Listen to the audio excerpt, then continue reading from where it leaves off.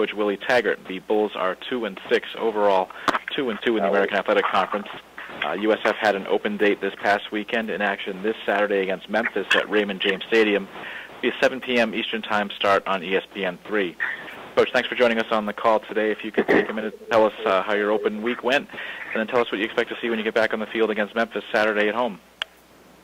Open week, we had a chance to, again, to continue to get healthy, get our guys back.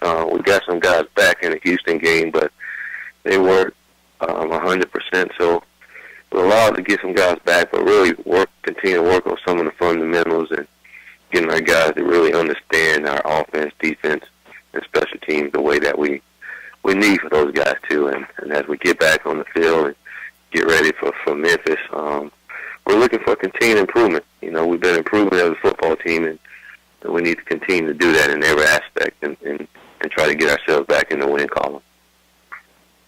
Take questions for Coach Taggart. Please hit *1 on your telephone to join the queue, and the operator will introduce you. And we'll go first to Brian Moss at TigerSportReport.com. Hey, Coach, how you doing today? I'm doing well. All right, you guys' offense, the passing game had 311 yards last week, and it finally broke through for you guys. Do you feel that the passing game is where you want it right now, or is there still room to improve for you guys? Still a lot more room for improvement. You know, I thought we got better, and I thought we executed a lot better in the Houston game, better than we did all year. And a lot had to do with our quarterback, just knowing exactly where to go with the ball and getting it out and allowing our guys to run with the ball after they catch it.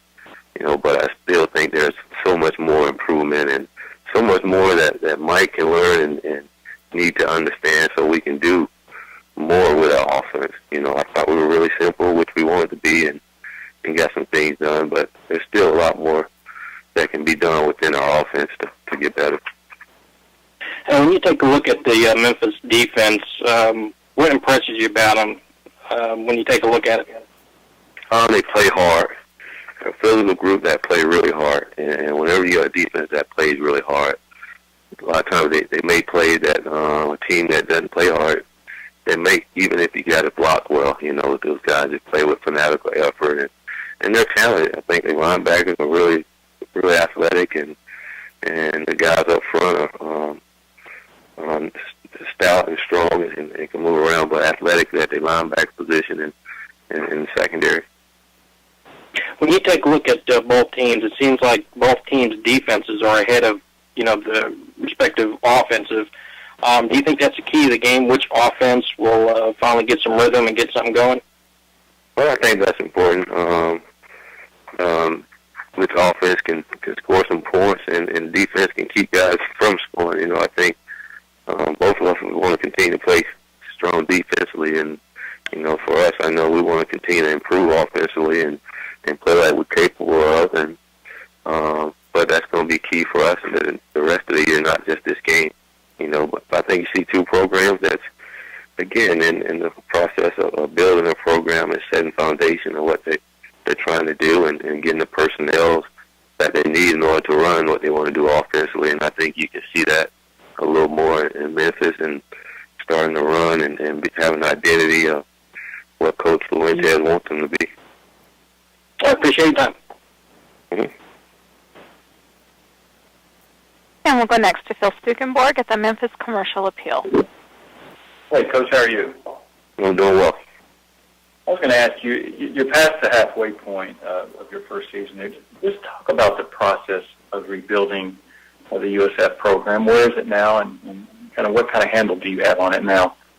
Well, it's so much better than when I first got here, and it's so much better than the beginning of the year. You know, I think when you change the culture and the foundation, really, I mean, you gotta establish a foundation of what you're going to be, you know, and then you build from that. And I think that's what we've been in the process of building a foundation so we can be nice and fundamentally structured to be able to be efficient and continue to recruit to what we want in order to go. But I think where we're at now is our guys are understanding what we're trying to do better, offense, defense, special team, and away from the football, you know.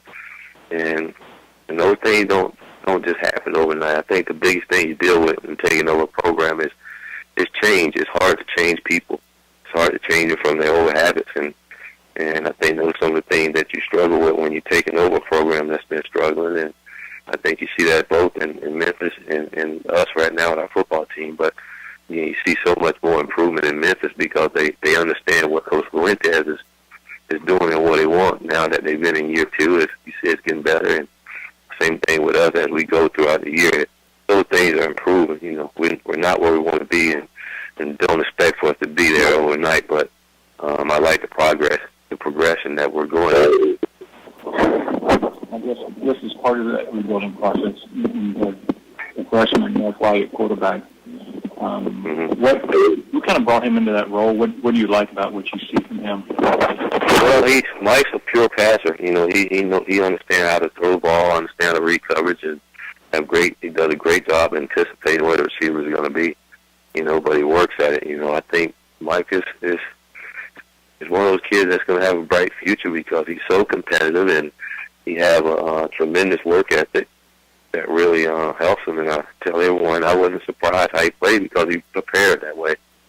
And I think that goes a long ways with being a good quarterback in college football. He's got to be one of those guys that is studying a lot of football, and he does that for us. And again, in the leadership, just off the field and in the huddle and the things that he do for our team, it's great. Now, you don't get that often from a lot of guys at the college level, and it's been great for our football team. It's excellent. Thank you. Mm-hmm. We'll go next to Joey Knight at the Tampa Bay Times. Coach, I was wondering if you could gauge the mood of the team right now after the way the offense performed at Houston, and you had a few days of practice last week, and I guess y'all ran around yesterday. Is it almost kind of a sense of rejuvenation, like, hey, we really got some goals still in front of us? No doubt. You know, and our guys, when they see that, you know, they know these next 4 games are so important to it, but they're fired up. You know, we understand, again, we shot ourselves in the foot this past week, but we showed some light. You know, I think everybody, our defense, special team, offense, everybody was excited with the performance of our offense, even though we didn't get the win, but just to see that we do have an offense that can go and see a resemblance of what this offense can be. I think it got everyone fired up, you know, because we always said if we can get our offense going, then we'll be such a better football team. And I think that sparked everyone, got everyone excited, and really just to get back out and continue to compete and get better. And just to follow up, I mean, it's been such a bizarre stretch. You had 2 weeks between games and then 5 days and now 16 days. Is it good just to get back on a normal schedule for this stretch run? It is. And I'm one of those guys that like to, you know, for our guys to know exactly what we're doing and be in a routine so they know each week what's going on. And it's great these next 4 weeks to get back to that, you know, and play a week in and week out and see if we can get some consistency going and then we can put this thing together these next 4 ball games. Thanks, Coach. Mm-hmm. We'll take our next question from Joey Johnston at Tampa Tribune. Willie, you had a number of games where you weren't getting much productivity from the wide receiver position, and then along comes the Houston game, and you switched to Mike White, and Andre catches 9 passes, and you had a lot more production. Is it just a matter of changing quarterbacks? I know you've said, you know, some great quarterbacks have a way of getting teammates to play hard for them. Did the changing quarterback bring about this productivity? Well, I think, like I was saying, how the quarterback, that's part of the quarterback job is to get his teammates to play hard for him. You're not going to be a great quarterback unless your receivers are great at making catches for you, or your tight ends, or your back, and your O-line is protecting for you to do all those things. And it's important that you get those guys to play for you that way. And how you do that is you got to be that leader, and there's a part of you that they can't have, and you got to hold them accountable, but you got to also build them up when they're down. And I think Mike did a great job with that, not only in practice, but during that ball game. It was constantly where he was calling the offense up and talking to those guys. And I just walked away, and when I came back, I saw a different mood out of those guys, you know, and to me, those are the things that you need. But when you prepare and those guys see you preparing that way, they understand how important it is for you as an individual, and they don't want to let you down. And I think that's what Mike brought to the table on top of his talent. You know, he had all that, plus he's talented enough to put the ball where only his receivers can catch it. And that was surprising to our receivers. You know, they were catching the ball looking to get hit and realized they didn't get hit, then decided to run. But it was good to see, but I think he did that. I think more than anything, that's what Mike brought out. And you mentioned rejuvenation for the team. I mean, is Andre, particularly after a 9-catch game, has that really rejuvenated him? Does he have a little bit of his swag back now? Oh, he did. I mean, he's flying around. He's laughing. He's smiling a lot more. You see him joking with his teammate more, and everything just happened faster. But I will say this: these last few weeks, Andre's been practicing really well, and you've seen a difference in him. You know, before Mike White played, and then to go out. I'm a big believer. You practice well, you play well, and I think that's a big reason why Andre had the game that he had. Is he's practiced that way, and he's getting the results from it. Thanks, Willie. Mm-hmm. Coach, we thank you for the time this week. Look forward to talking to you again next Monday. Thank you. All right.